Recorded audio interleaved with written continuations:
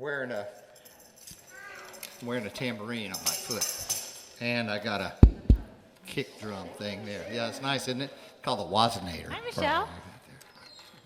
All right, so here we go. Sing along if you want to. We sound better the louder you sing. Ready? 1, 2, 3.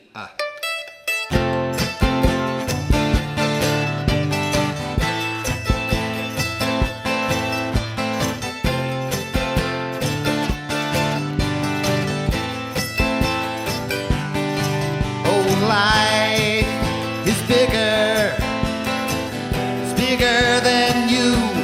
You are not me. Thinks that I will go to distance in your eyes. Oh no, I've said too much. I set it up. That's me in the corner.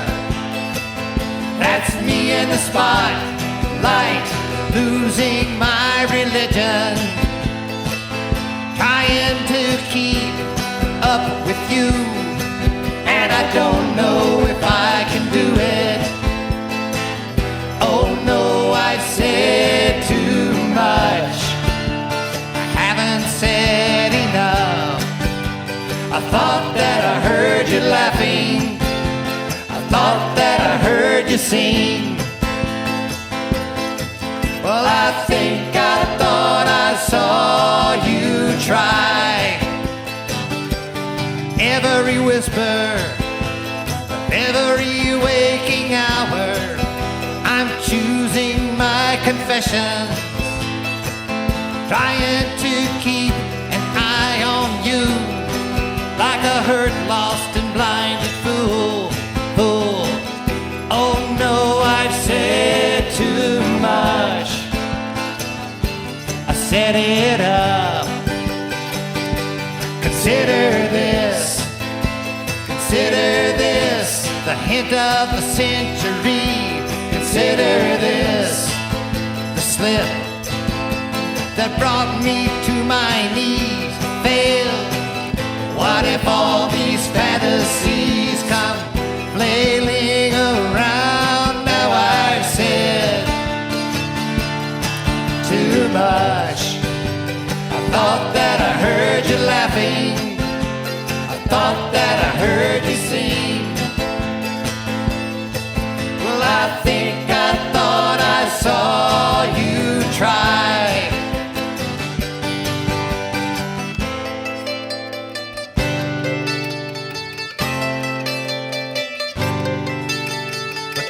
Was just a dream.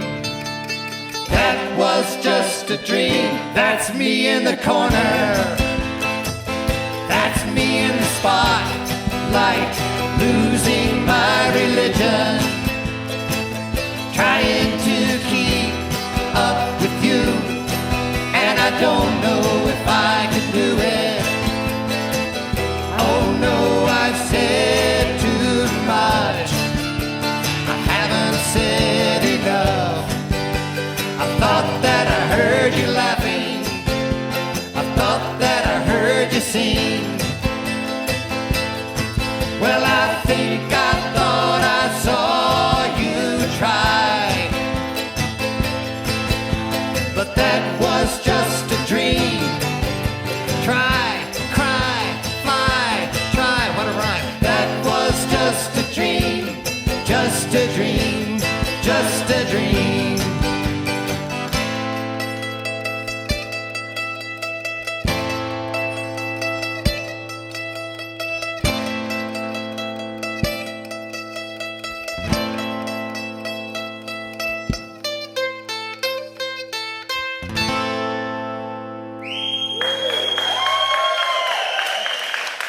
That's me with a dad joke. That's me with a bad joke. You got one? Okay. Don, step right up. Come up here so everybody can see you. Ladies and gentlemen, maybe the best dad joke teller this side of the Mississippi River. Maybe not, but maybe. Don Thomason. Yeah, go on over there and show them what you got, Don. I'll make sure it's heard why, I don't know, but y'all know that my wife is celiac, so we go through an awful lot of spaghettis that are not what you would call spaghetti. And you know what fake spaghetti is? No. An impasta. Oh! Hey! That's good. I'm going to steal that. Okay, I hope this one's on track. You know, I wrote this song a long time ago, and I thought, you know, one day it might be so easy that people could just learn it and sing it right on the spot. And I think it's right on track for the day. So let's give it a whirl. If you can pick up the chorus, that's what it's supposed to be, super easy chorus.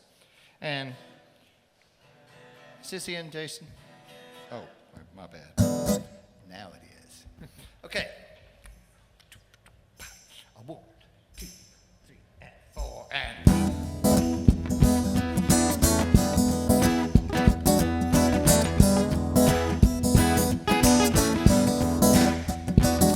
We got God in the rearview mirror. Where do we go now? Seeing it all much clearer. Where do we go now? Ain't no future in yesterday. Gotta move ahead in a bold new way. Where do we go now? We go to the people who need a hand. We reach out and help them in any way we can. We never give up because we give a damn. If we all work together, we can heal this land. We got God in the rearview mirror. Where do we go now? Seeing it all much clearer. Where do we go now? Ain't no future in yesterday. Gotta move ahead in a bold new way. Where do we go now? We go to the politicians in charge of the plan. Look them straight in the eye and draw a line in the sand. When we see injustice, we must take a stand. If we all work together, we can heal this land. We got God in the rearview mirror. Where do we go now? Seeing it all much clearer. Where do we go now? Ain't no future in yesterday. Gotta move ahead in a bold new way. Where do we go now? We got God in the rearview mirror. Where do we go now? Seeing it all much clearer. Where do we go now? Ain't no future in yesterday. Gotta move ahead in a bold new way. Where do we go now? Tell me, where do we go now? Where do we go now? Pressure burn, pressure burn. See, it's pretty easy to catch on, isn't it? Ladies and gentlemen, all the way from the other side of town, our host for the day, she'll lead us through this program today, Ms. Brynda Quinn. Make her welcome. Good to see everybody. Especially nice to see faces, familiar faces, but also some new faces. We always do this. We're just going to look a little hand wave. We're not going to make you stand up and introduce yourself, but if you could, if this is your first Sunday assembly, I'd love to say hi. New folks. I happen to know you're new back there. I was waiting for you. So it's really nice to see you guys here at Sunday Assembly. We always like to start by explaining a little bit about who we are. And that usually starts with the origin story. Now, we don't have any golden tablets. We don't have any burning bushes. We don't have any of that stuff. We need that. All we have is a couple of comedians in England who thought we're on the way back from a gig or to a gig and said, man, we miss some of the parts of church. We miss the community. We miss the getting together. Maybe they even said we missed the potlucks, but they were British, so they probably called it something else. I don't know what the British people call a potluck, but whatever. We know what we mean, a potluck. We miss the singing, we miss all of that, but we don't want the religious part. We just want the other parts. And so they started Sunday Assembly, and they started in England and then quickly came over here, and we were one of the very first assemblies here in Nashville. And we have been going strong for 11 years? We're coming up on 11? Did we just celebrate 10? Okay, we are coming up on 11 years this November. Yeah, so we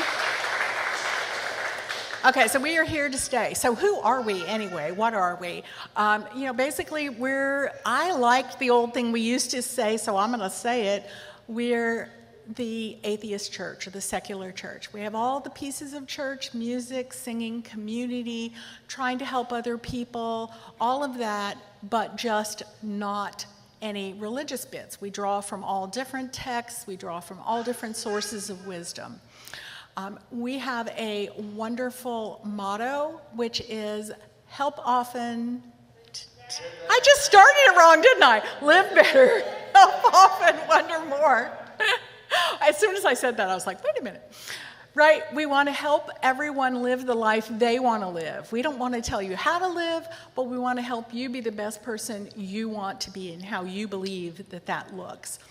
We want to help often within our community and also outside our community, and also wonder more. There is such power in awe and wonder, in new ideas, in thinking about new things.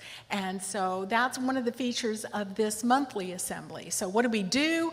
We have this monthly assembly every month where we meet here, we have a speaker, songs, all of that, and then we have a potluck, because, potluck. And then in between those times, we have meetings at people's houses. We have a potluck that's always at Georgia and Stevens. That's wonderful if you haven't gone. I didn't go the first few months because I was like, I don't know about this potluck at somebody's house thing. But then I went, and I think I've been at practically every one since then. So we do that. It's called the Middle Ground Smoop. There's also a game night at the cook's house. And so we do stuff in between, too. And we've got the fall picnic coming up. I've got to reserve the park. Oops. Okay, putting that on the mental to-do list. The park is reserved. I'm sure it is. Alrighty, so let's go straight to today's speaker. I have to tell you how this came about because I think it's a pretty good story. Josh, there in the back, asked me to be the reader a couple of months ago. And what he had me read was this poem by this woman named Kaitlin Shetler, who I had just that day seen in a Facebook group, Secular Ladies of the South, which, by the way, you women, if you're not part of Secular Ladies of the South, you should join. It's a fun Facebook group. Anyway, somebody had posted and said, hey, she's a local. And so then, right at the same time, I got this from Josh, and I'm reading it, and I get to the line that says, why am I blanking? It's your poem, it's the, you forget too, oh my gosh. But there's this great line about, I am that person. And it was like, yes, I want to read this. So I read it here a couple of months ago, and it was really well received. And so I was like, I'm going to get in touch with this lady and see if we can get her to talk, because I found out she's local. So, please help me in welcoming Kaitlin Shetler. She is a poet, a Nashvilleian, and an all-around amazing person. And I will let her do the rest of her introduction.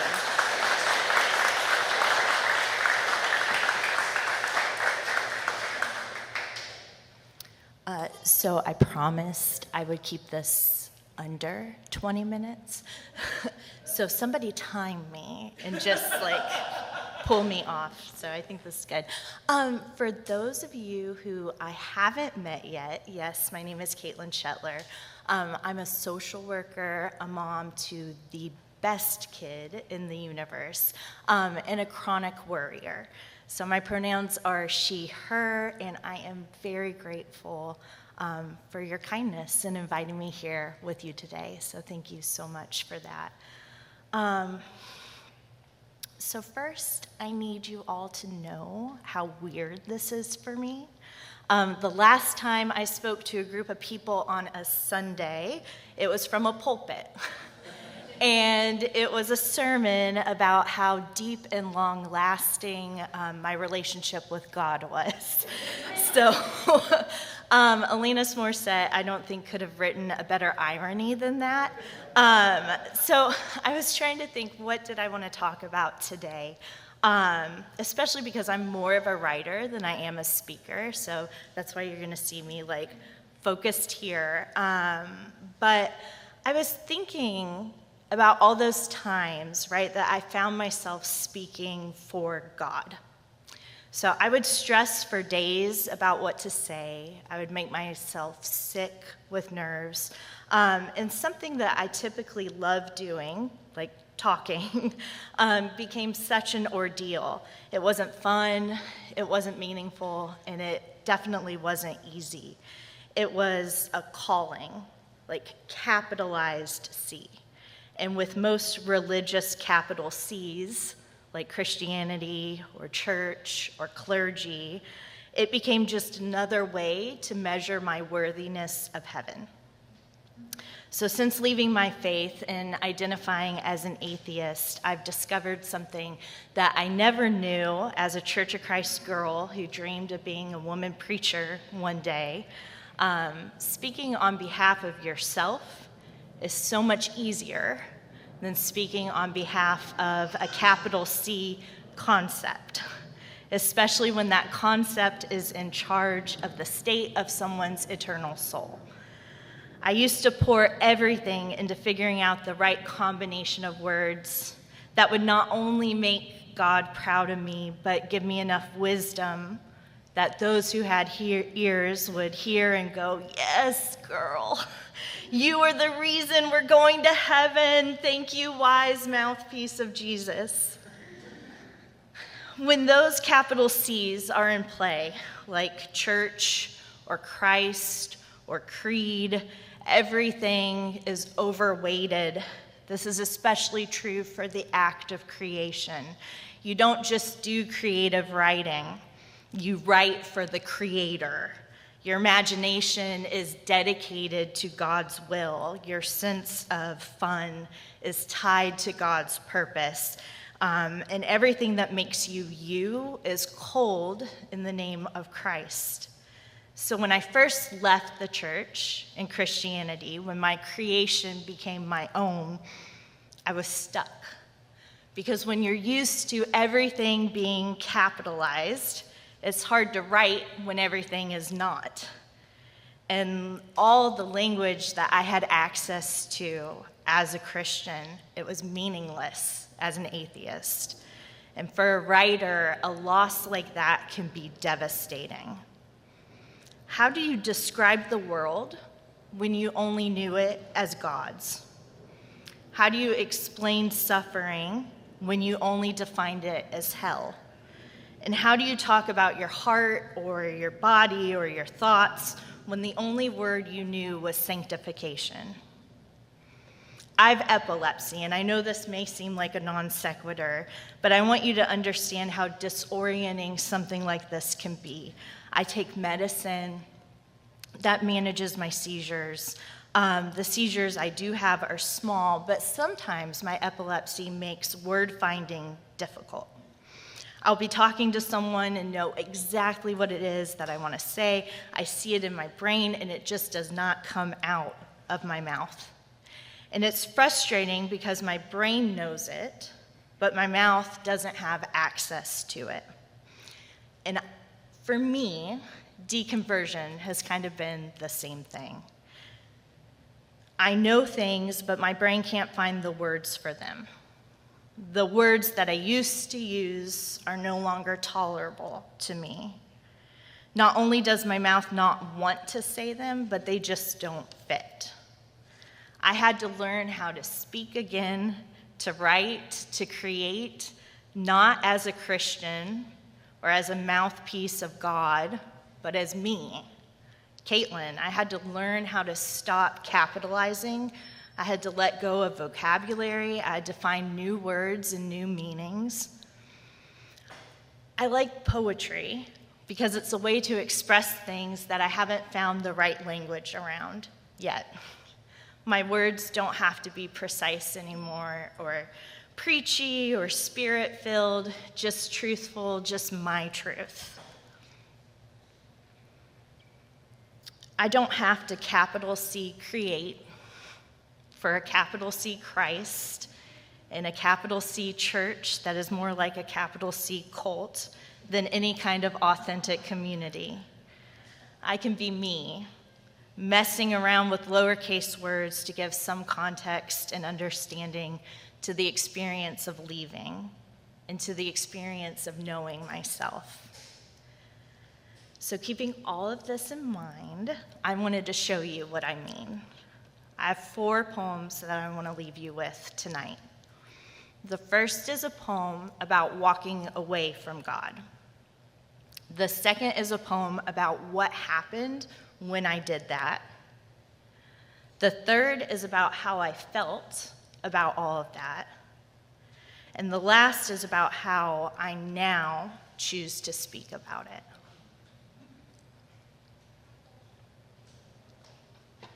So this first one is called Unbaptism. Jesus really said, "I am the way," and then abandoned the world, which really gives us insight when his followers do the same. Here's how I feel about my baptism. I gave God my body and got back shame, which really gives us insight to when the church does the same. I wish I hadn't spent 85% of my life trying to please people who argue about how to subjugate in the most holy of ways.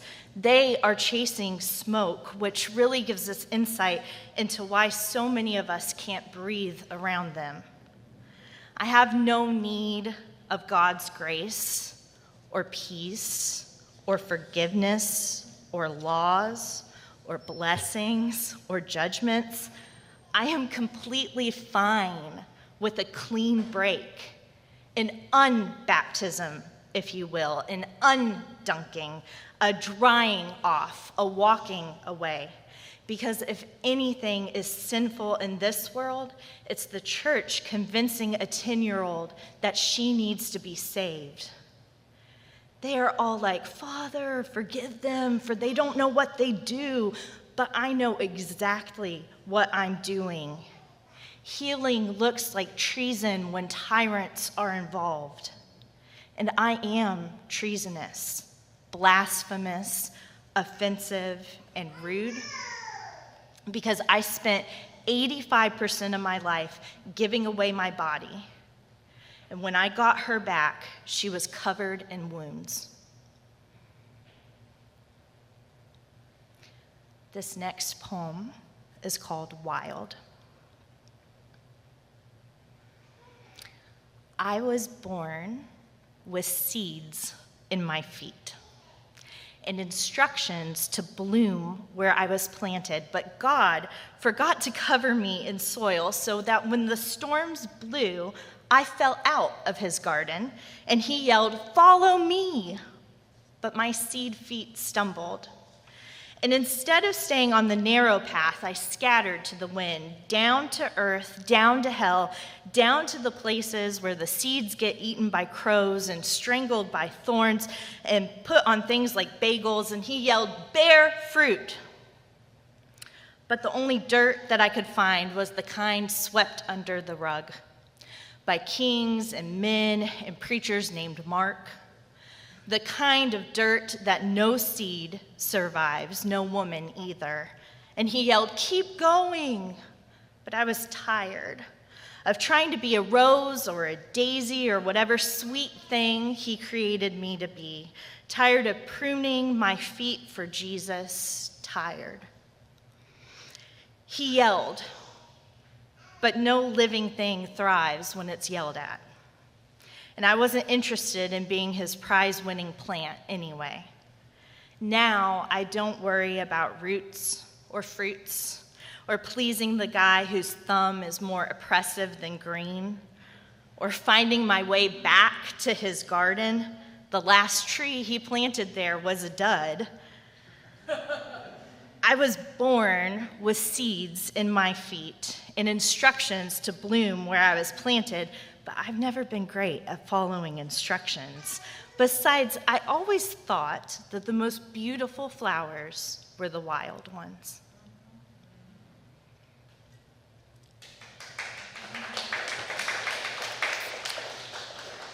This one is called X.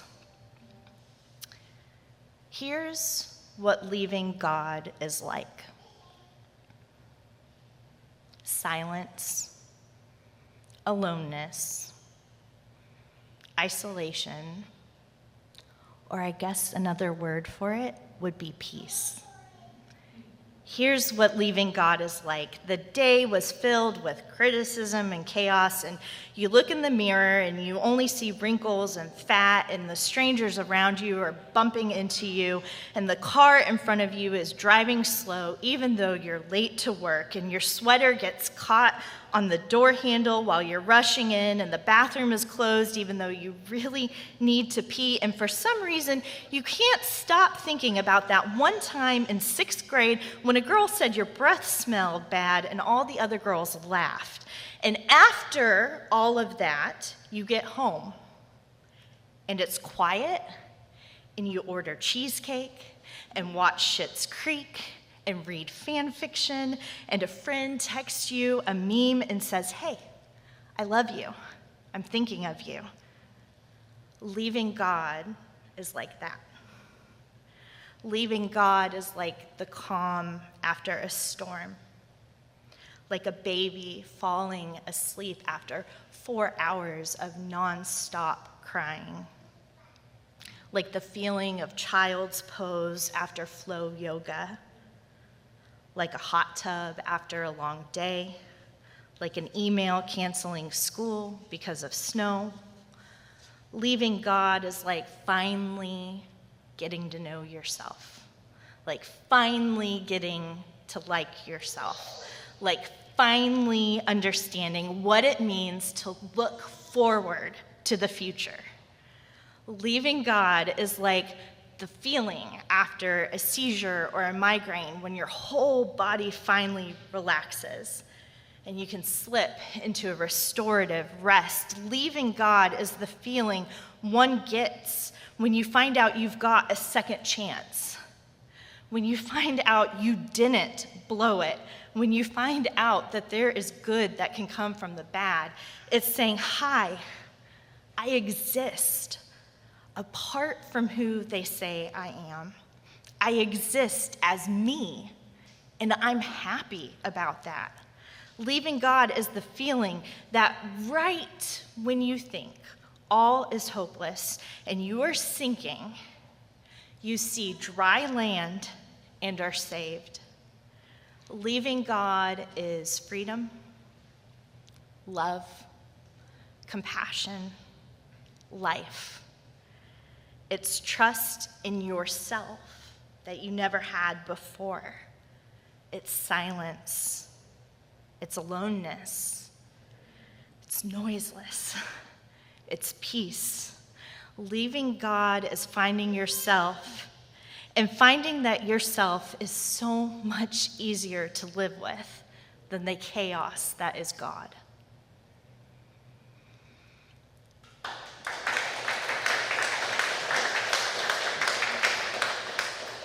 This is my final one. It's called Stubborn. I am not naive.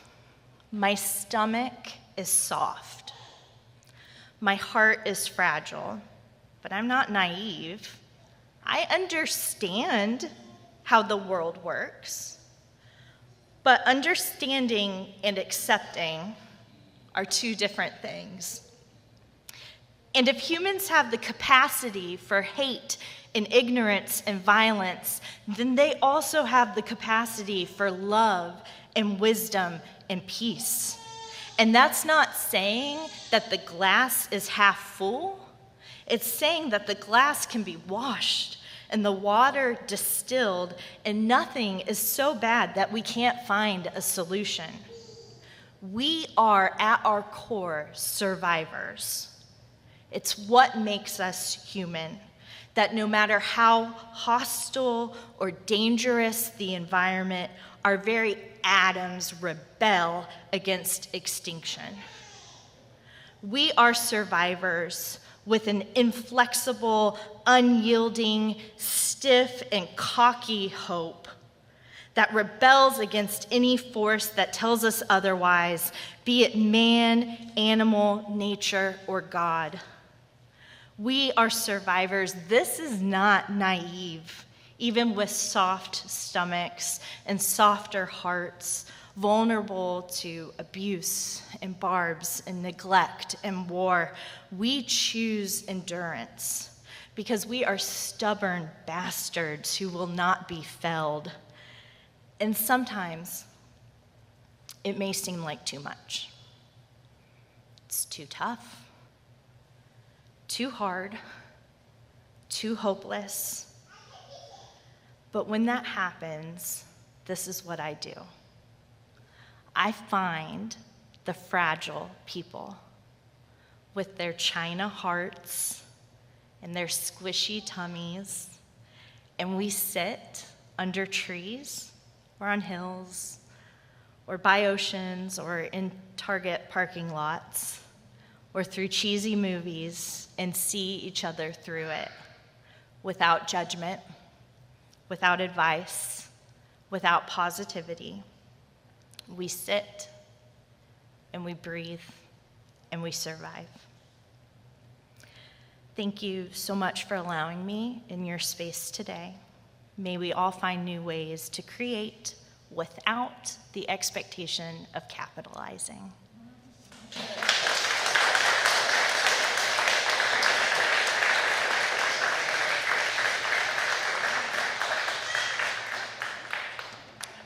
Thank you so much.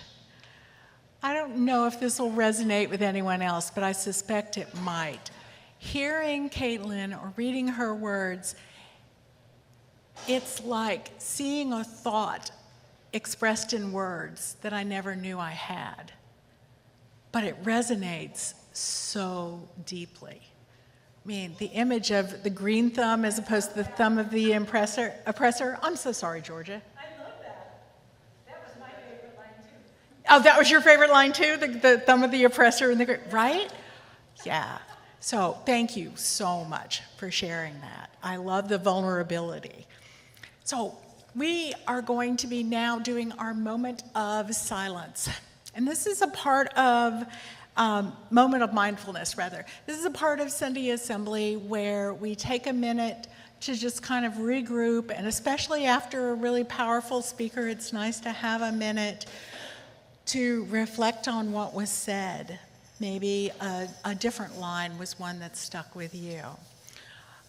So thank you, Jason. I'm like waiting for the thing to come up.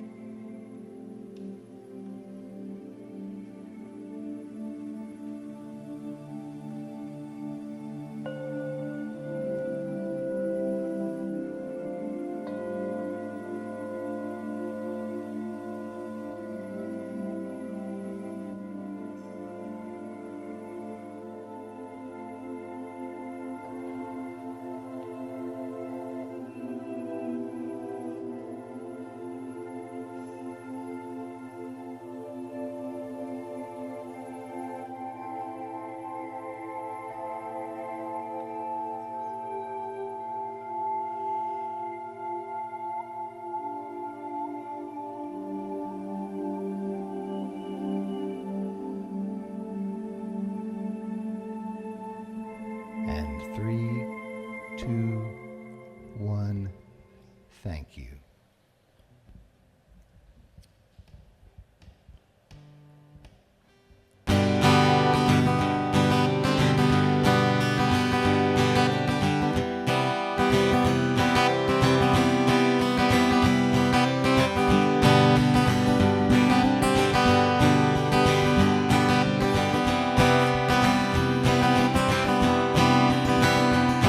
Where the road rolls out like a welcome back to a better place than the one we're at. And I ain't got no kind of plan, but I've had a love this town I can stand. And I got friends out on the coast. We can jump in the water and see what floats. We've been saving for a rainy day. Let's beat the storm and be on our way. And it don't matter to me, wherever we are's where I want to be. And honey, for once in our life, let's take our chances and roll the dice. And I can be your lucky penny, you can be my four-leaf clover, starting over.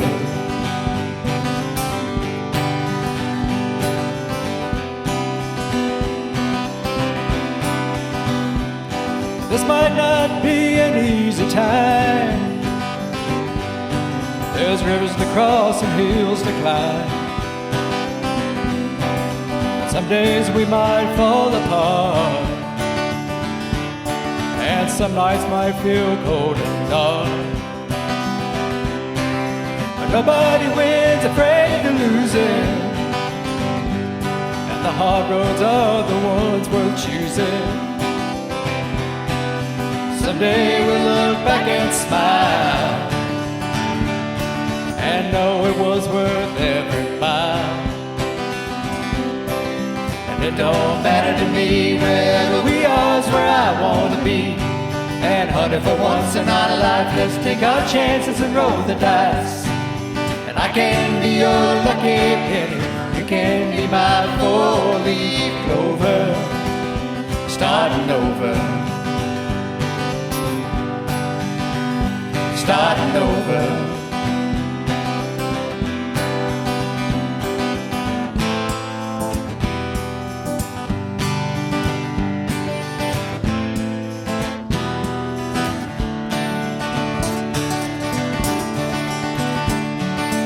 It don't matter to me, wherever we are's where I want to be. And honey, for once in our life, let's take our chances and roll the dice. I can be your lucky penny, you can be my four-leaf clover, starting over, starting over.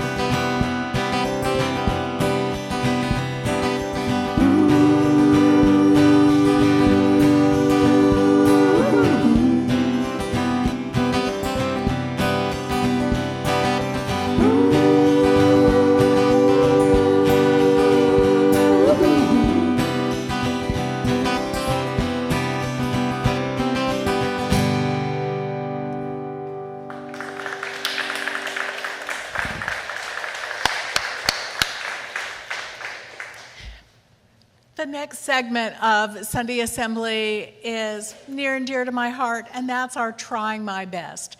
Trying My Best is a segment where we ask a member of the community, today it is Josh Brown, to talk about an instance, a circumstance, something in which that they encountered something and they were trying their best to figure it out, to solve it, to do whatever. So please welcome Josh.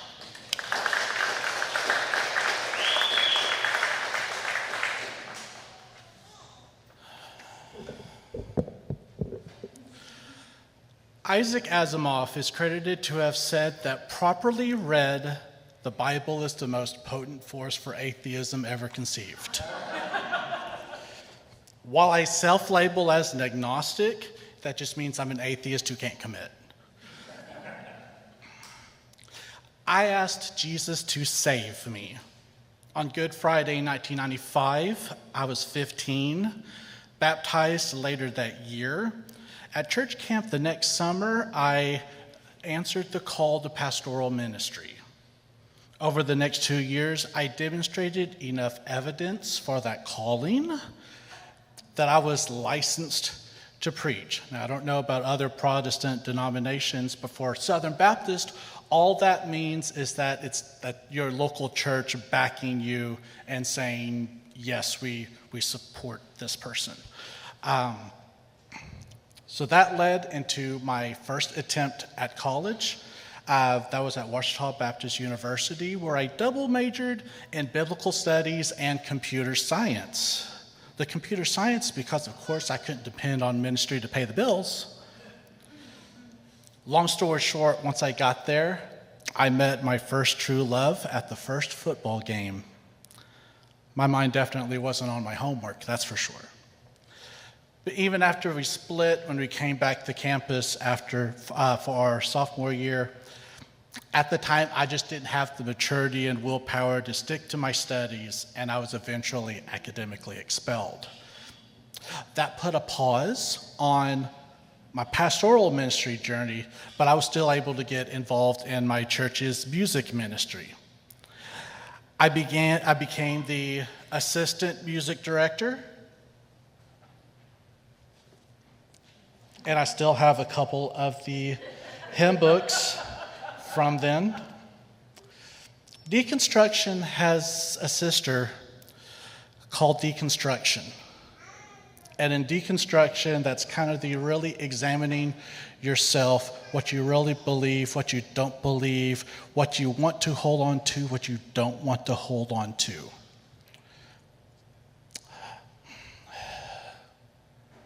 Deconstructing may be easy, deconstruction is not.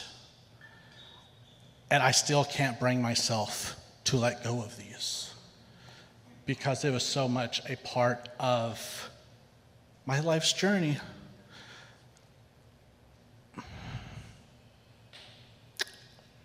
Anyway, that led to me becoming the interim music director at another church with the possibility of actually being given that position. Now, in hindsight, I had different ideas about the musical direction than the church leaders did. So about 2 months in, after the evening service, I was handed my check because it was a paid position, and I was essentially told that my services were no longer required. No, can you adjust this? No, we'd like you to stick with the hymns and not go so much into the contemporary stuff. No feedback, just that I was done. I considered that experience to be the first crack in the wall. So when my wife Gwen and I moved to Tulsa in 2007, side note, today is our 17th anniversary. We began to search for our church, and in this process, we never really found a place that was for both of us. We'd find a place that was a good fit for her, but not for me. I'd find a place that seemed like a good fit for me, but not for her. That place for both of us was elusive, and I call that a dent, but not a full crack. So here's where the second crack happened. The second to last church that we were involved in had Wednesday night meals before the service. And anyone here that knows Gwen knows that she does incredible crafty things and sells them as part of her side hustle, Crafty Connoisseur. Side note, shameless plug, if you want something, let me know, I can give you that info. So she's great at multitasking, and so she would do her crochet stuff during the dinners. But of course, other people at their church knew that she made things and sold them, and so they got it in their heads that since she made the stuff to sell for money, that her doing it there at the time was like a beg for money. So she and I got called to the pastor's office, and he asked her to not do that anymore. Since she attempted to try to explain her position and it wasn't an immediate yes, sir, he turned to me and said that I needed to control my wife.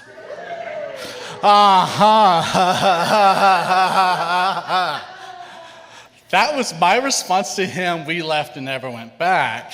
So that was crack number 2. Crack number 3, which was the final one, comes back to the Asimov quote from earlier. In 2014, Gwen and I realized that neither one of us had read the Bible from cover to cover. So as part of our bedtime routine, we used a Bible app, did the Bible in a year plan, used the read aloud option so you could both listen at the same time. And we made it to Numbers chapter 15, verses 32 to 36. I'm going to take an example to read them now. It reads, while the Israelites were in the wilderness, a man was found gathering wood on the Sabbath day. Those who found him gathering wood brought him to Moses and Aaron and the whole assembly, and they kept him in custody because it was not clear what should be done to him. As far as the story goes, the 10 Commandments had not been established at this point. So then the Lord said to Moses, the man must die. The whole assembly must stone him outside the camp. So the assembly took him outside the camp and stoned him to death as the Lord commanded Moses. Now this was that shattering of that wall from me, for both of us, because we could not reconcile the idea of a loving God who provides opportunity for repentance and redemption to this. When Hebrews chapter 13, verse 8 says that Jesus Christ is the same yesterday and today and forever, and if you believe that the Trinity is the Lord in 3 persons, and Jesus, a.k.a. God the Son, is the same yesterday and today and forever, then logically that applies to God the Father as well. Add to that the concept that as a historian, yes, I did eventually go back to college and get my bachelor's degree in history. Not at Ouachita, though, forget them. But I got my bachelor's in history, and one of the things I learned is we can only report and state things that are verifiable as fact or explicitly state that something is a belief. So I can say that Christians believe that Jesus rose from the dead, but I can't state as a fact that he did.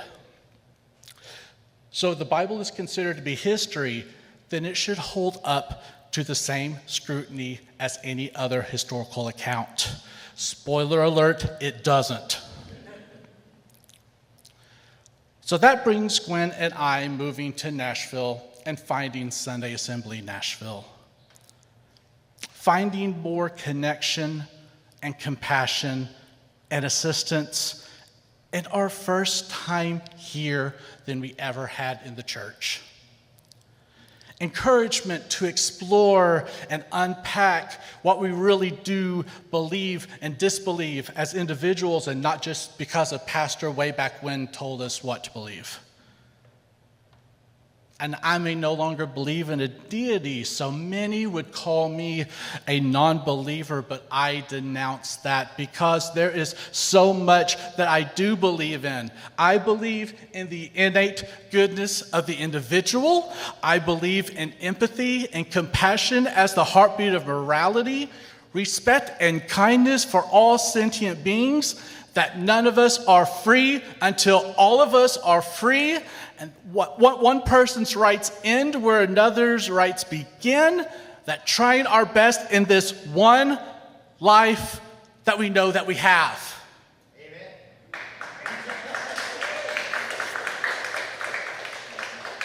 And I recognize the irony and talking about deconversion that my preacher side comes out.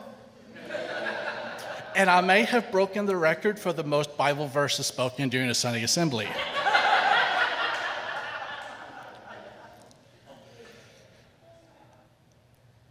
I believe in Sunday assembly.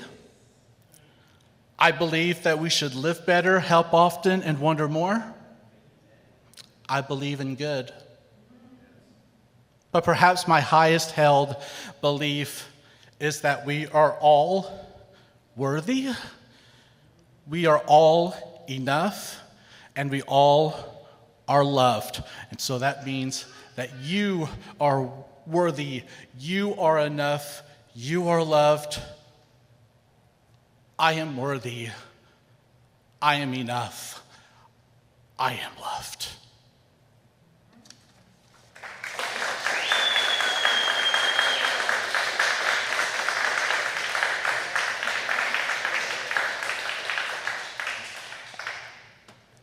Thank you so much, Josh.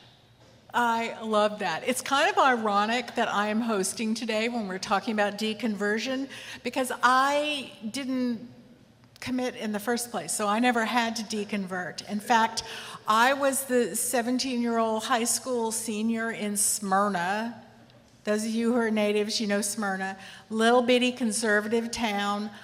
I was the only person I knew who wasn't Baptist, Church of Christ, or those weird people, the Methodists. And I struck a blow for agnosticism by saying I was going to be an English teacher, and I was going to teach people, my students, that they did not have to capitalize church, and they had to underline Bible just like any other book, because it was just like any other book. I was not very popular. Alrighty, it's time for announcements, acknowledgments, and closing thoughts. So announcements, as you can tell, we have some things coming up. We've got Saturday morning walk, we've got middle ground smoop, game night. Those are all there. As I mentioned, the fall picnic's coming up in the fall. It is a very fun time with a big bonfire and roasting marshmallows and the whole deal. And we will have a date soon as the person who's supposed to, reserve the park does that. I also want to make a plug for the fact that this is a volunteer-run organization, and we try to make it easy for people to donate. So if you would like to donate, there's a QR code out there. Is there a QR code? There's a QR code right here. So we try to make it easy for people to do that, because we are totally volunteer-run. Speaking of volunteers, this month has been one where we really needed Jason Panks back there. Yay, thanks, Jason. Adam Newton stepped in on a moment's notice. And of course, as always, the band, which this month is Stephen Phelps, Georgia Phelps, and Dawn Hawk. And who knew that Stephen could play the mandolin? Did you guys know that? But did you know he could play the mandolin and toe tap a tambourine at the same time? Hello, that takes talent. Alrighty, closing thoughts. Again, I'm looking forward to potluck, because that is where we can talk about kind of how this hits us. I'm sure some of you have trauma from deconversion. Some of you may be more like me and were never really, part of that community. But those of you who left it, it's tough. And I couldn't help but notice one line, aside from the green thumb line, and I got her notes because I was trying to remember the line, and then I was like, Brynda, seriously, you're not going to remember the line when you get up there, so just ask her for her notes. Healing looks like treason when tyrants are involved. Man, that is going to stick with me. Healing looks like treason when tyrants are involved. I hope everybody joins us for potluck. It is down the hall. We're going to end with some music. Are there any other announcements? Anything I missed that needs to be announced? Anybody needs to be thanked? No? Excellent. Thank you for letting me do this today. I really appreciate you guys being here. And obviously, thanks again to Josh and to Kaitlin for being our speakers. Don. Oh, next assembly, duh, yes, thank you.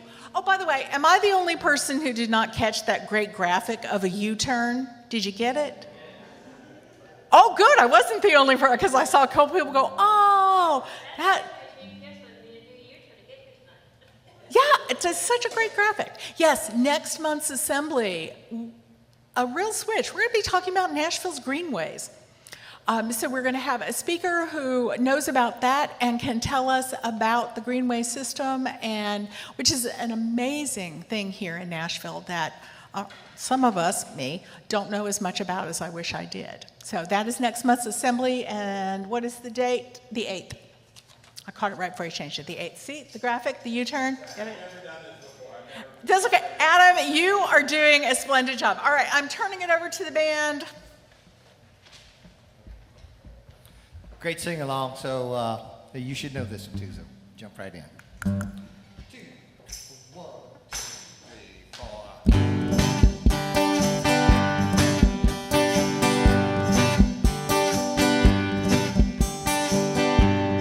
I can see clearly now the rain is gone. I can see all obstacles in my way. On all the dark clouds that had me blind. It's gonna be a bright, bright, sunshiny day. It's gonna be a bright, bright, sunshiny day.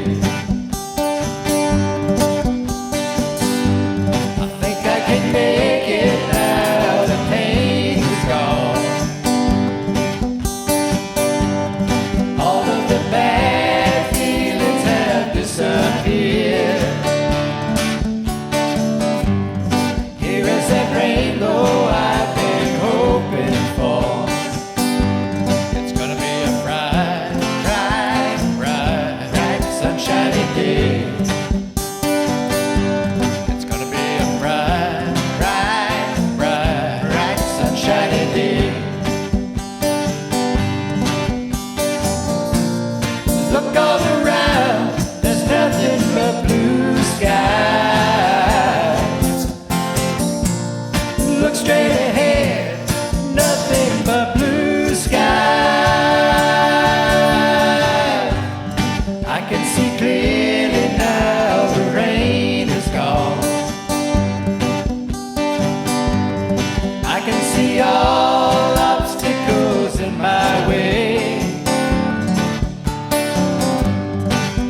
The dark clouds that had me blind.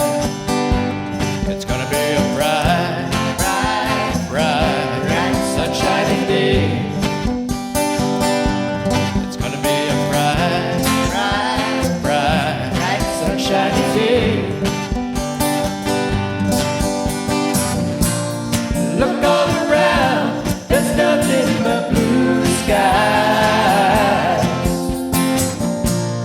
Look straight ahead, nothing but blue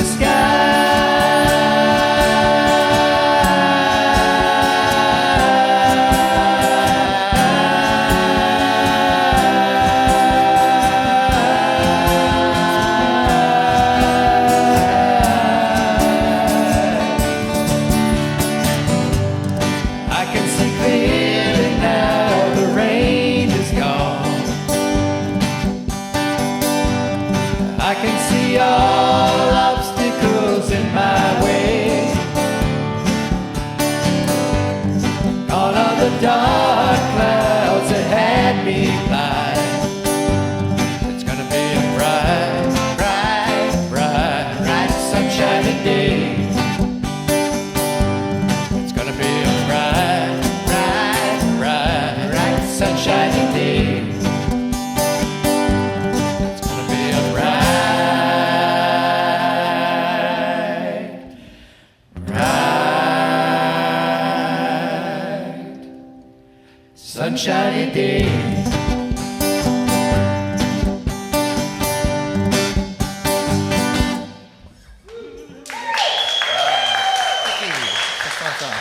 You know, when we heard about the theme for today, putting your creative self to work after a deconversion, this song seemed like the inevitable one to include. So, and it's such a familiar one that I'm sure that all of you can help us sing along on it. Sounds great when you sing something like this.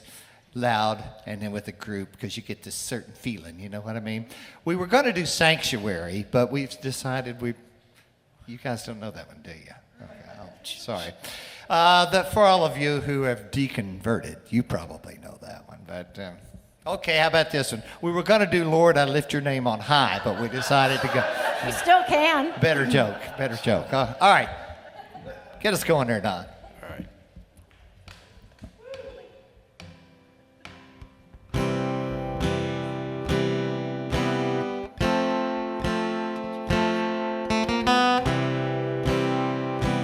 Lord, I lift your name on high.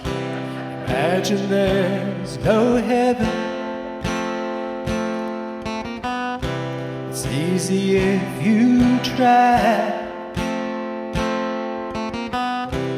No hell below us. Above us only sky. Imagine all the people living for today. Imagine there's no countries. It isn't hard to do. Nothing to kill or die for. And no religion too.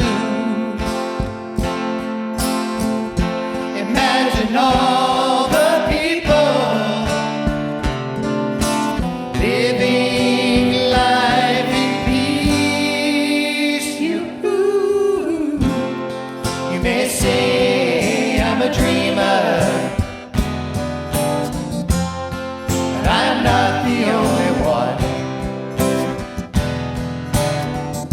I hope someday you'll join us, and the world will be as one.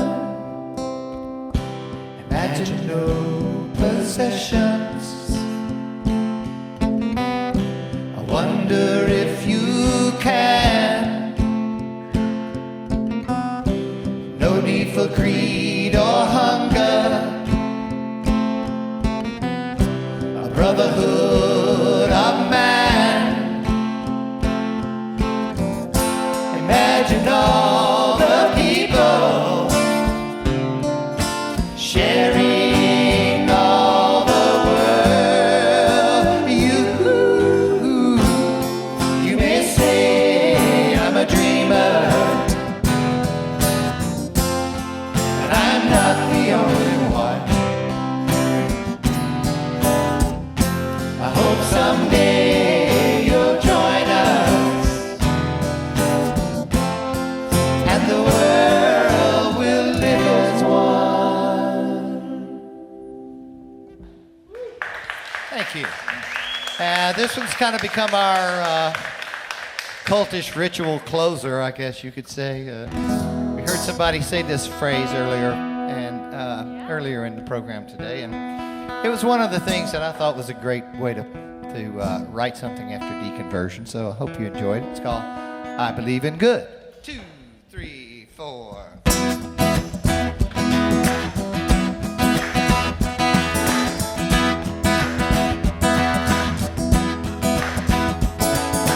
I believe in good. Oh, I believe in good. I believe in being good and doing good, just for goodness sake. Good makes the whole world better. Good is great, and I believe in harmony. Respect for all humanity. I believe that we will find the only truth we need, living this one life by this one creed. I believe in good. I believe in good. That's just to let you learn it. Now you can sing along. Here we go. I believe in good.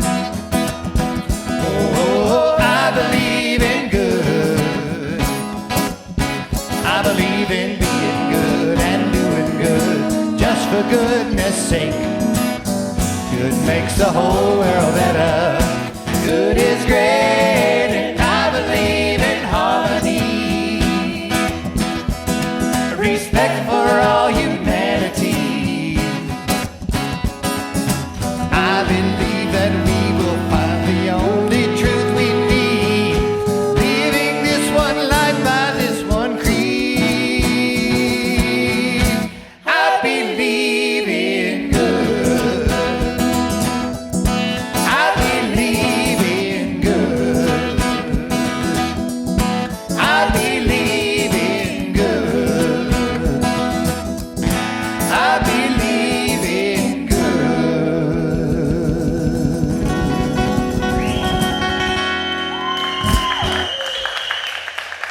Thank you. Let's go do some potluck.